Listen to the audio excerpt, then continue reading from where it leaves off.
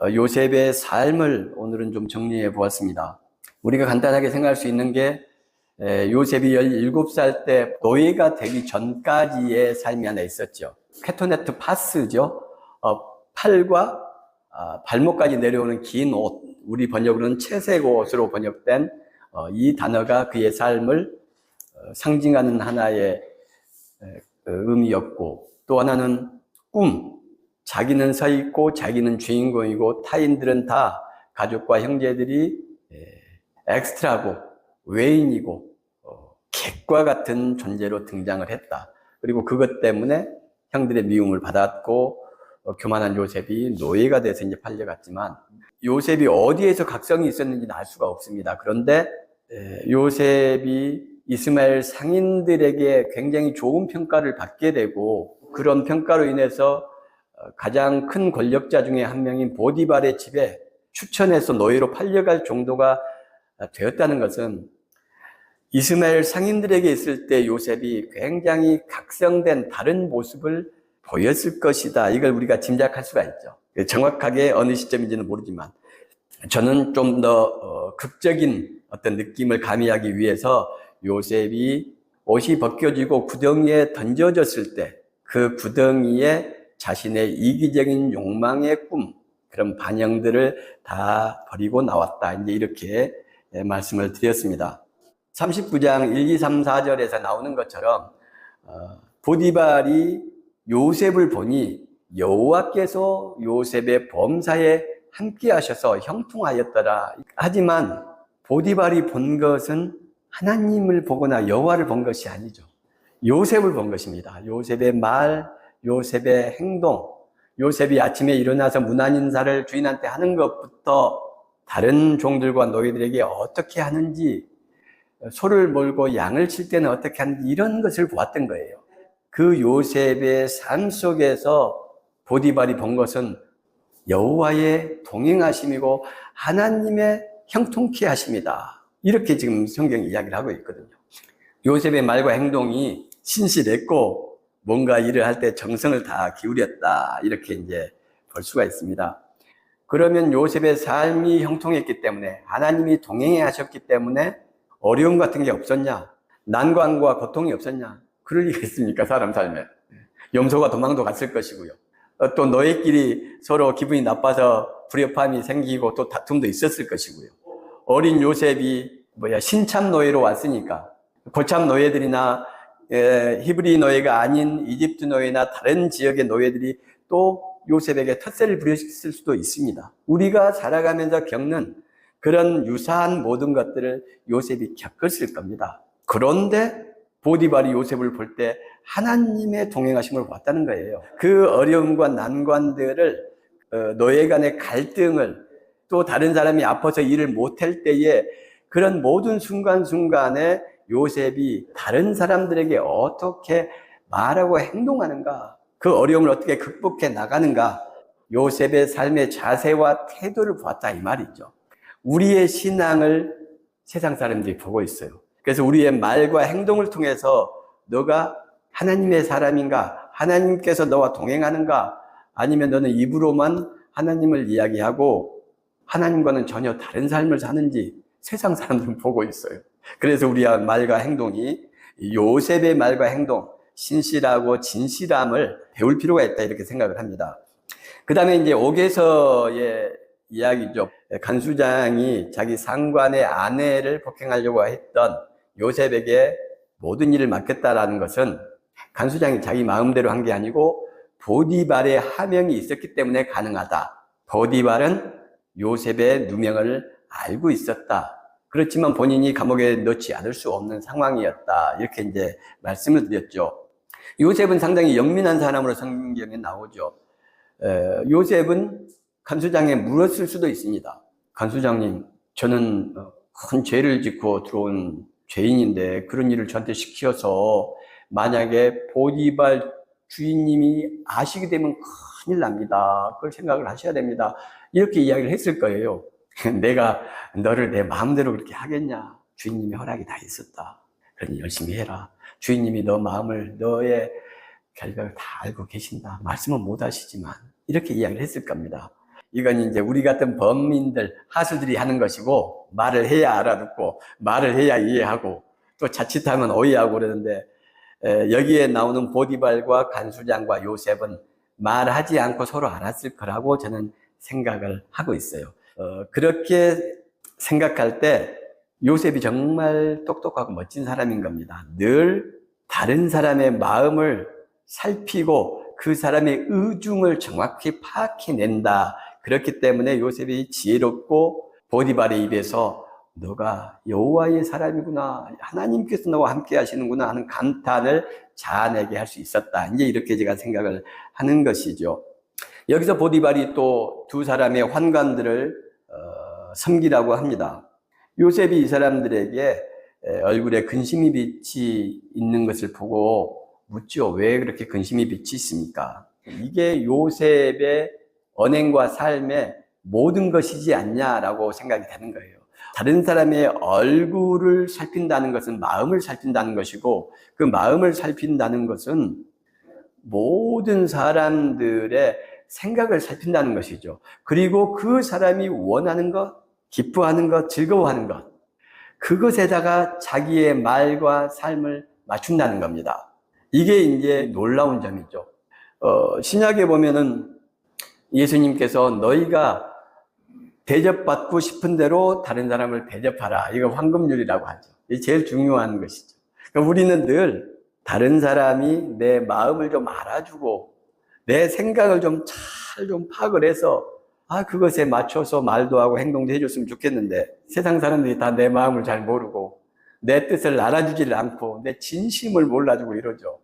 여러분만 그런 것이 아니고 모든 사람이 다 그렇습니다. 저도 그렇고. 그런데 요셉은 그 마음을 알고 자기의 말과 행동과 삶을 상대방의 마음에 일치시키고 그 마음을 기쁘게 해주기 위해서 만족과 행복을 주기 위해서 노력을 했다는 것이죠. 이게 정말 멋있는 거라고 저는 생각을 합니다. 그 손자병법에 지피지기면 백전 불태 그런 말씀이 있죠. 원래 이제 손무가 쓴 손자병법에는 백전백승이 아니고 백전불태, 위태롭지 않다. 최소한 상대를 알고 나를 알면 위험에 빠지지 않는다 이런 거죠. 근데 우리 시대의 사람들은 다른 사람들은 알려고도 하지 않고 그리고 더 위험한 것은 나 자신도 잘 모른다 이런 생각이 좀 듭니다. 근데 요셉은 보디발의 집에서 그 이전 노예로 팔려갔을 때부터 자기 자신을 알았어요. 구덩이에 던져질 때부터 큰 각성을 통해 자기 자신을 알고 꿈속에서 자기한테 무릎을 꿇었던 그때는 그들이 누군지 몰랐죠. 하찮은 사람들이고 자기는 채색 옷을 입고 이들은 양이 나치는 자기하고는 불과 다른 그런 사람이라고 생각을 했습니다. 그런데 구덩이에 던져진 이후로는 자기가 누군지 알았어요. 내가 헛된 꿈을 꾼 망상가였구나. 그야말로 이 탐욕의 노예였구나. 그리고 나한테 무릎을 꿇었던 그 하찮아 보이던 형들은 나를 죽일 수 있는 힘과 분노가 있었던 분들이구나. 내가 다시는 잘못된 나를 상상하지 않고 잘못된 타인을 내 마음대로 규정하지 않겠다. 그리고 그게 뒤바뀐 것이죠. 그래서 지피지기한 사람이 된 겁니다. 상대방의 마음을 알았으니 그대로 행동을 했고, 그러니 모든 사람이 요셉을 사랑하고 좋아하지 않을 수가 없었죠. 어떻게 보면 간단한 귀결이에요. 우리 80억 인구가 다 남들이 나를 알아주기를 바랍니다. 다. 근데 내가 남들을 마음을 알아주려고 하지는 않아요. 그래서 우리 그리스도인들은 이 요셉처럼 타인의 필요와 결핍을 발견하고 그 필요와 결핍을 채워주려고 애쓰는 사람들입니다. 그것이 예수님의 삶이고 하나님의 자녀된 우리 그리스도인들의 삶이라고 할 수가 있죠. 꿈을 꾼 것은, 그리고 그걸 해몽을 한 것은 그렇게 중요한 게 저는 아니라고 봅니다. 뭐가 중요하냐? 말씀을 드린 것처럼 요셉은 마음을 살펴요. 파라오에게 꿈을 해몽해주고 그 파라오의 마음을 살피는 겁니다. 파라오가 그래 풍년은 좋다라고 했는데 그 뒤에 흉년이 너무나 무서운 흉년이어서 앞에 풍년을 다 잡아먹어버리지 않습니까? 그러니 통치자인 파라오는 당장 근심이 어리겠죠. 마음속에 풍년은 좋았지만 흉년이 무섭게 풍년을 잡아먹는다니 어떻게 이 백성을 먹여 살리고 어떻게 이 나라를 잘 유지할 것인가 하는 근심이 있겠죠. 근데 그 마음을 정확하게 요셉이 본 겁니다. 그래서 33절부터 요셉이 그 대안을 이야기를 해요. 바로께서는 또 이같이 행하사 나라 안에 감독관들을 두어 그 7해 풍년에 애굽 땅의 5분의 1을 거두되 그들로 장차 올 풍년에 모든 곡물을 거두고 그 곡물을 바로의 손에 돌려 양식을 위하여 각 성읍에 쌓아두게 하소서. 예. 창고를 만들어서 저장하라라는 내용이죠. 여기서 이제 5분의 1 이런 것이 상당히 구체적으로 지금 등장을 하지 않습니까? 그래서 이게 왜 5분의 1일까 좀 생각을 해봤더니 평작을 100으로 잡으면 얼마 정도가 옛날에 농사 지을 때 풍작이라고 했을까요? 예, 120 이상. 뭐 150% 풍작 이런 것은 아마 없을 겁니다. 그래서 120에서 130 정도가 풍작이라고 할 수 있지 않겠는가. 흉작은 얼마나 될까요? 100을 기준으로 했을 때? 예. 정확하게 제가 생각한 7, 80 정도면은 흉작이라고 할 수 있을 거예요. 심하면 70%. 흉작은 좀 더 심할 수도 있다는 생각이 듭니다. 한 60 몇 프로까지. 그럼 거의 반으로 떨어지는 거거든요. 그런데 풍작은 한계가 있기 때문에 140%, 150% 풍작은 거의 불가능하다고 생각이 돼요. 이제 제 상식으로 평작이면 100, 풍작이면 120에서 130. 그럼 7년이니까 평균 잡으면 125 정도로 잡고, 흉작은 70에서 80, 그리고 평균을 잡으면 75 정도. 풍작의 25%를 여기다 딱 갖다 대, 75% 흉년에다 갖다 대면 5분의 1을 저장을 했으니까 평작이 14년 동안 계속 되는 겁니다. 여기서 이제 제가 굉장히 은혜가 되더라고요. 요셉이 했던 말이 7년 풍작과 7년 흉작이 있을 것입니다. 그리고 지혜로운 사람을 뽑으셔서 이 풍년과 흉년을 관리하게 하시되 풍년 5분의 1, 20%를 매년 창고에 저장을 하셔야 됩니다. 이게 이제 놀라운 거예요. 소름이 끼치는 거예요. 요셉은 그 바라오의 이야기를 들으면서 바로 현실적이고 전문가적인 대안을 제시를 하는 거죠. 그 요셉의 이 지혜라는 것이 그저 텍스트 위주의 이론 위주의 비현실적인 대안 없는 지혜가 아니었다. 이것이 이제 정확하게 드러나는 것이죠. 그러니까 요셉이 사람의 마음을 살폈어요. 저분이 기분이 안 좋아 보이네. 저분이 즐거워 보이네. 무슨 일이 있을까? 이걸 그냥 단순하게 파악하는 걸로 끝나는 게 아니고 그것을 축하해 줄 만한 적절한 실천적 대안을 가지고 작은 선물을 마련해서 아주 실천적이고 현실적인 대안을 마련해 주었던 사람이구나. 이걸 알 수가 있는 거예요. 파라오 앞에서 감히 어떻게 이렇게 이야기를 합니까? 이 요셉의 언행이 상당히 위험하다는 걸 알아야 됩니다. 일개 이민족 노예 출신인 요셉이 묻는 거 외에 지금 이야기를 하고 있지 않습니까? 어떻게 보면 대안을 제시하는 거지만 지시를 하는 것과 비슷해요. 명령하는 것과 비슷합니다. 할 수 있는 일이 아닙니다. 일반적으로 이런 지혜가 있어도 말을 못합니다. 무무백관들이 도열에 있고 그냥 왕도 아니고 고대 사회의 가장 큰 제국 중에 하나인 이집트의 파라오 신의 효년, 신의 아들인데 거기서 어디 이불이 30 먹은 아이가 입을 함부로 나불거립니까? 할 수 없어요. 근데 왜 요셉은 했을까요? 파라오 심기가 안 좋으면 자기가 죽을 수도 있는데 굳이 주제넘은 짓을 지금 한 겁니다. 제가 보기에는 여기 하나님을 이야기하잖아요. 하나님이 하실 일을 바로에게 보이십니다. 하나님께서 해석하실 것입니다. 해몽하실 것입니다. 바른 믿음은 용기를 줍니다. 이런 것은 요셉의 일만이 아니에요. 성경에 있는 것뿐만이 아니라 바로 우리의 일이기도 하죠. 우리 공동체 여러분들이 용기 있는 분들이니까 바른 하나님에 대한 믿음을 가지고 계시니까 이런 어려운 작은 공동체에서 신앙생활을 할 수 있는 겁니다. 큰 공동체, 많은 성도들이 있는 곳이 주는 장점이 아주 명확하고 여러 개가 있습니다. 어제 해운대 팀들 만나가서 이제 제가 그런 이야기 했습니다. 신앙 공동체, 성경이 말하는 교회, 예배 공동체에는 사람을 위해 존재하는 것이니까. 여러분들이 즐겁고 행복한 곳, 그 공동체에 속해서 신앙생활 하시라.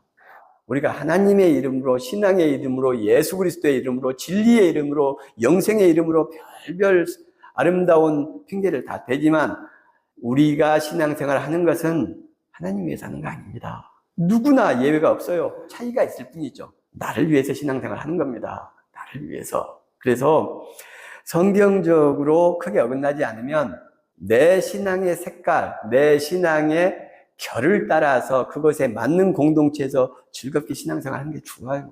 그런데 우리 공동체 여러분들은 하나님에 대한 선하고 아름다운 바른 믿음이 있어서 요셉처럼 이렇게 작은 공동체, 불편한 공동체, 양에 차지 않는 공동체의 어려움을 감수하면서 지금 생활하시는 거예요. 요셉이 그랬다는 것이죠. 내가 위험한데 이런 말을 굳이 할 필요가 없는데 이 말을 할 수 있었던 것은 하나님에 대한 바른 신뢰가 있었던 겁니다. 여러분들도 똑같은 것이고 그래서 내가 여러분들에게 고맙다는 생각을 많이 하고 있습니다. 어쨌든 이렇게 이제 대안을 제시를 해요. 그건 믿음 때문이고 또 다른 한편으로는 백성에 대한 사랑이 있는 거예요. 사랑이 있으니까 사랑은 정말 기적을 일으키죠. 어떻게 보면 위험한 말들을 왕한테 용기를 가지고 할 수 있었다. 이게 요셉의 또 삶의 방식 중에 하나죠. 역시 여기서도 파라오의 마음을 살피고 백성의 상황과 근황을 살피려고 예측하려고 애를 썼다는 걸 알 수가 있어요. 그 다음에 이제 여기서 바로 총리가 되지 않습니까? 46절에 보니까 요셉이 애굽 왕 바로 앞에 설 때에 30세라. 그가 바로 앞을 떠나 애굽 온 땅을 순찰한 이렇게 돼 있죠. 그러니까 총리가 되고 나서 바로 요셉이 풍년 7년과 흉년 7년, 14년을 대비하기 위해 한 행동은 파라오의 앞을 떠나서 애굽 온 땅을 순찰하는 거예요. 백성의 얼굴을 살피러 가는 거예요. 민심을 알아보기 위해서 현장 속으로 들어가는 겁니다. 정말 놀랍지 않습니까? 요셉이 이제 30 먹은 이 친구가 어쩌면 이렇게 놀라운 모습을 보일까요? 결혼을 했다고 앞에 45절에 나와 있어요. 그러면은 지금까지 노예 생활을 하고 남의 밑에서만 있고 억울함도 당했고 하지 않습니까? 편안하게 행복하게 몇 년이라도 거하고 싶죠. 그리고 7년은 풍년이니까 지시하고 창고 지으라 하고 여러 해가 아직 남아있으니까 충분히 여유 있지 않습니까? 그런데 요셉은 바로 백성들을 속으로 달려 들어가는 거예요. 그리고 신혼집을 뒤로하고 예쁜 아내를 뒤로하고 요셉이 이 모습이 정말 아름답다. 백성의 마음과 얼굴을 살피러 들어간다. 이런 것이 있죠. 47장 24절에 보면 추수의 5분의 1을 바로에게 상납하고 5분의 4는 너희가 가져서 토지의 종자로도 삼고 너희의 양식으로도 삼고 너희 가족과 어린 아이의 양식으로도 삼으라. 아멘. 예. 이게 지금 이제 소작료를 5분의 1을 받겠다 이 말이지 않습니까? 그리고 5분의 4는 너희가 알아서 써라. 우리나라도 소작이 있었죠. 불과 얼마 전까지. 저 어렸을 때도 저희 아버지도 소작을 하셨고 다른 분들 것을 농사를 지었습니다.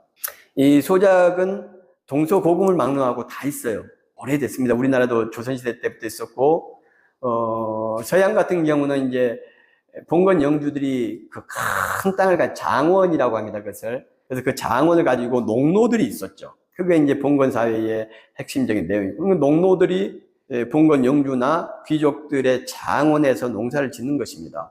결국은 장원제가 이제 실패하죠. 왜냐하면 노예들이기 때문에 이 사람들이 주인의 땅에서 최선을 다해서 농사를 안 짓는 겁니다. 농노들이 이제 두 종류로 나눠지는데 주인의 집과 인근에서 살면서 농사를 짓는 사람들이 있고 따로 마을을 형성해서 노예가 아닌 것처럼 평민처럼 사는 그리고 자기의 땅도 있는 노예들도 있었습니다. 이 사람들 이제 외거노예라고 했는데 이 외거노예들은 농사만 지어주고 또 자기 땅에 농사도 지어요. 그러니 귀족집이니까 좋은 씨앗들 같은 게 많을 거 아닙니까? 그러면 그런 거 다 몰래 훔쳐와서 호주머니에 넣어가지고 자기 땅에다 심는 거예요. 그래서 장원이 생산량이 30%, 40%까지 떨어집니다. 노력하지 않고 열심히 하지 않고 풀 안 메고 이제 요셉처럼 노예들을 관리하고 집안을 책임진 사람이 있죠.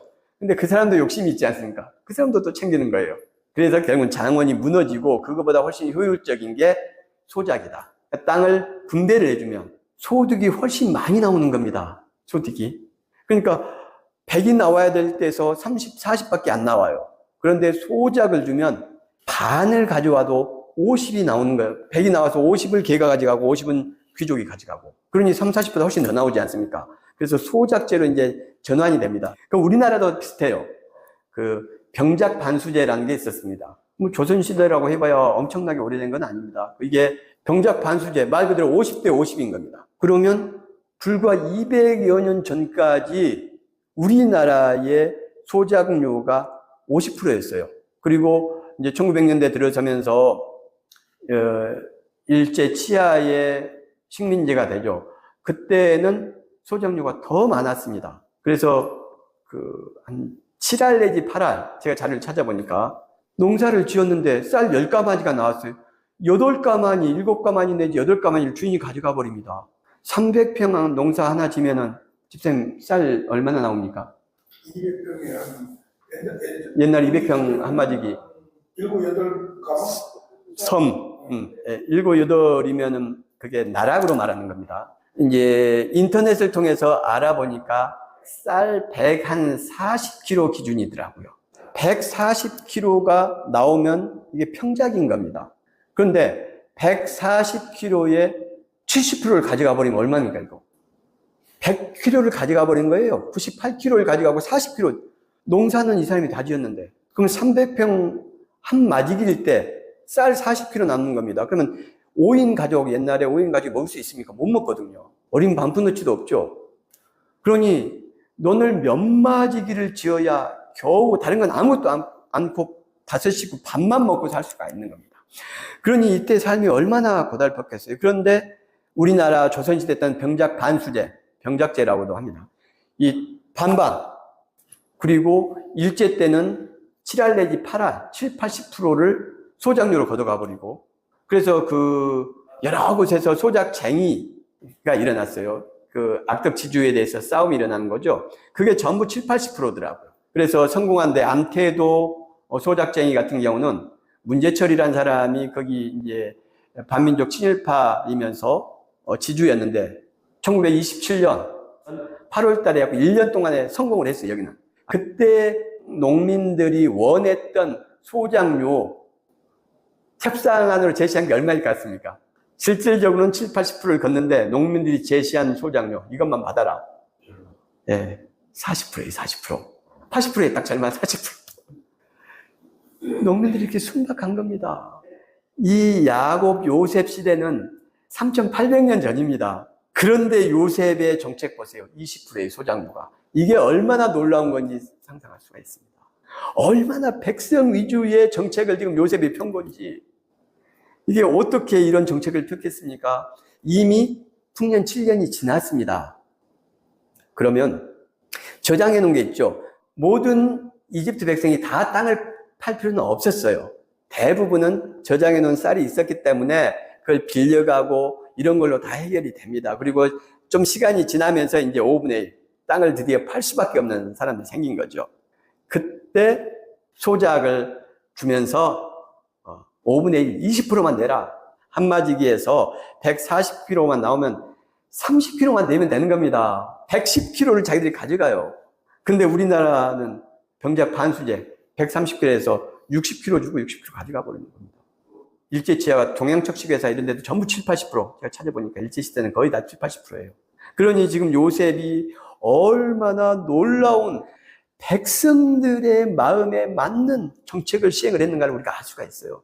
3,800년 전에 칼 들고 힘 있는 사람이 다 뺏어가면 그게 정의인 사회에 이렇게 행했다는 겁니다. 가장 힘이 센 이집트의 2인자가. 그게 놀라운 것이죠.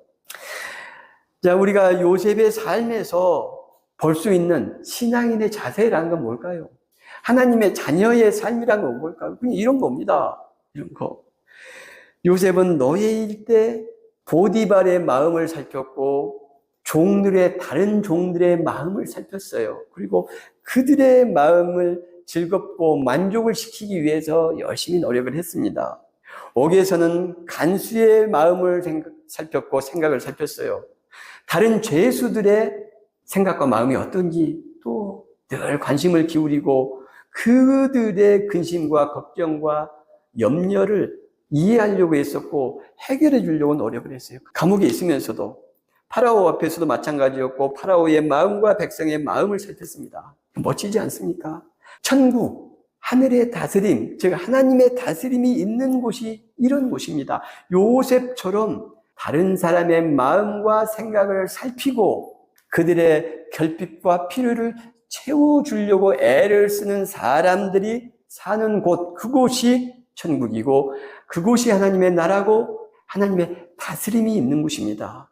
그래서 우리가 이 하나님의 다스림, 다른 사람의 필요와 결핍과 마음을 보려고 하는 그런 삶의 자세를 갖게 될 때 우리는 진정한 하나님의 자녀가 되는 것이고 우리는 이 시대의 요셉으로 살아가는 것이고 그리고 예수 그리스도의 제자로 형제로 동생으로 살아가는 것입니다.